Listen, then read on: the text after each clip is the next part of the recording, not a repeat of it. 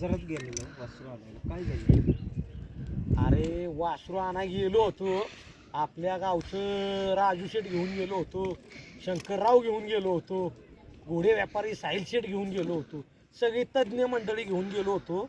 अरे पण काय सांगू तुला की वासरं एवढीशी वासरं आदत पण नाही नुसती जालामलेली, आणि एवढ्या त्यांच्या किमती पारा आबाळाला भिडल्या होत्या.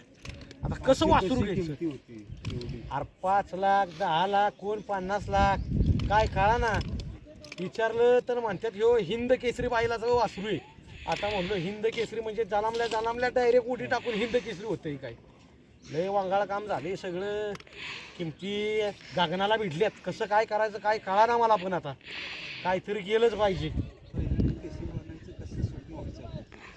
अरे स्वप्न पूर्ण होणार, ग बसायचं नाही आता, शांत बसायचं नाही. कॉकटेलला घेऊन आलोय, झालंय आता बघू.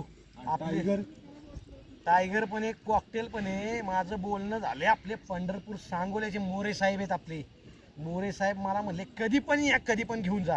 घरचं वासरू आहे, घरचं वासरू आणायचं, ते तयार करायचं. कॉकटेल पण आहेच.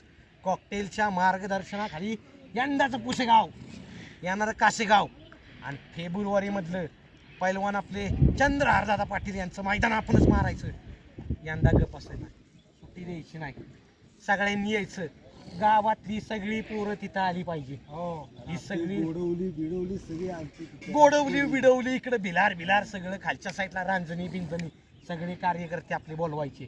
सुट्टी द्यायची नाही, धुराळा उडवायचा. यंदा हिंद केसरीचा गुलाल फक्त आपलाच वाजणार आणि गाजणार. फक्त एकच नाव, कोण? नितीन भाऊ.